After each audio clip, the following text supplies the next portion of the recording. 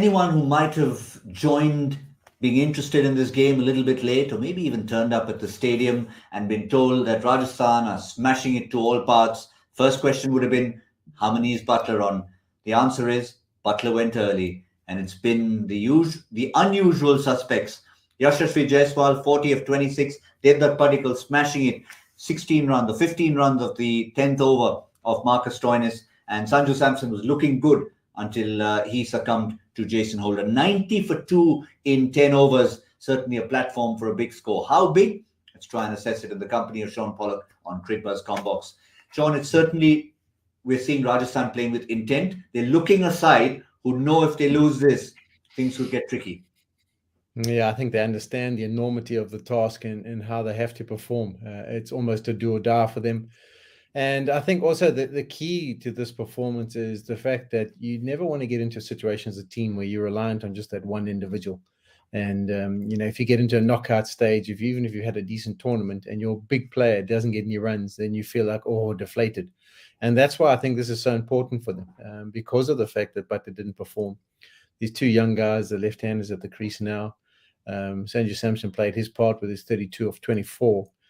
But yeah, I've been impressed by what I've seen. Jaiswal has really hit the ground running since being given his second opportunity, and he's looking fantastic. And Padikkal, he got into a bit of trouble when he first slid down the order again, not really picking up the strike rate, but there's been no issues with it today. They're severe.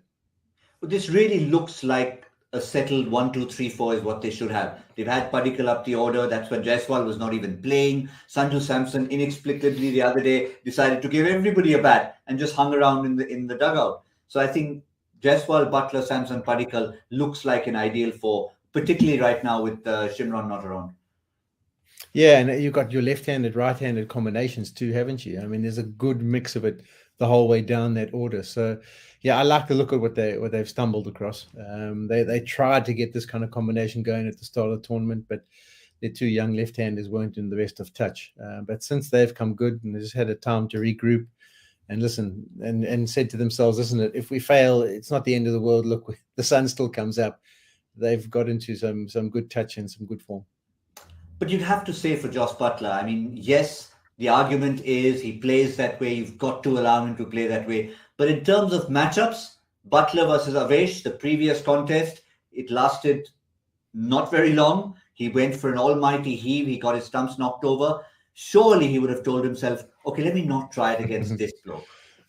Do they ever tell themselves these days, Gautam? I think they just get out there and say, okay, let's just try and play. Let's be inventive.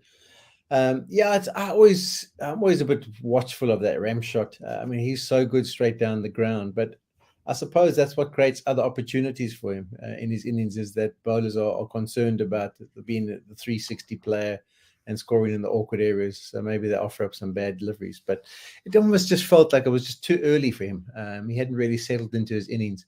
Maybe 5 or 6 balls later, if he had tried it, he could have pulled it off. But I mean, who can argue with him? The form he's been in, I don't think there's any of us here who can question him. Well, in fact, that's what his pattern has been. He likes to settle in. First 3 overs, particularly in the power play, he settles in. He could be 6 of 11, 7 of 10, and then he just 3 boundaries in 1 over. Strike rate is sorted. But, well, at the moment, he's gone. Twice to Avesh Khan, 2 dismissals, no runs off the bat. But from here, they really need to kick on. They've got the platform. They've shown the intent. They've got an attacking player and someone like a Jimmy Neesham to follow. They really need to be looking at 200 from here. Yeah, I think they'll try and get close to that. I think it's dangerous still at the halfway stage to say, listen, we need to get here. Just keep it going to 15 and reassess after that. If they continue to play the way they are, they'll on course to be able to get that kind of total. But I think one of these two is key. I think one of these two has to bat deep. You need them to be there after about 16, 17, 18 overs, and then they will compile something formidable. Just before we wrap up, a look at the bowling. Slightly unusual combination because we haven't seen Krunal Pandya come into the attack. Normally he has by now, and they have used 6 bowlers. They've tried Stoinis, he went for 15. Bishnoi didn't have a great first over. Holder, Avesh Khan, the 2 wicket takers. Do you see any reason for KL Rahul to be scratching his head at this stage? I don't think he's got to scratch his head. He's got so many options. I think with Bishnoi, the way he started, maybe they thought, well, let's go to the seamers and see if they can continue to have an impact it wasn't the case in point. So I wouldn't be surprised, if some right-handers come to the crease, like Krunal Pandya.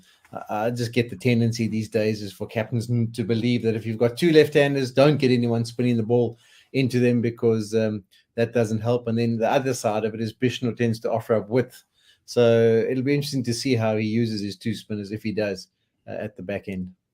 Well, the key is going to be which one of these two decides to stay on till maybe 15 or 16 in that final kick. It's going to be a big run chase. All we know, lots at stake. Rajasthan get over the line, they stay alive, and they stay in that mix. Lucknow get over the line. Scenarios.com, 14 points. It's alive and kicking. We'll see you at the end.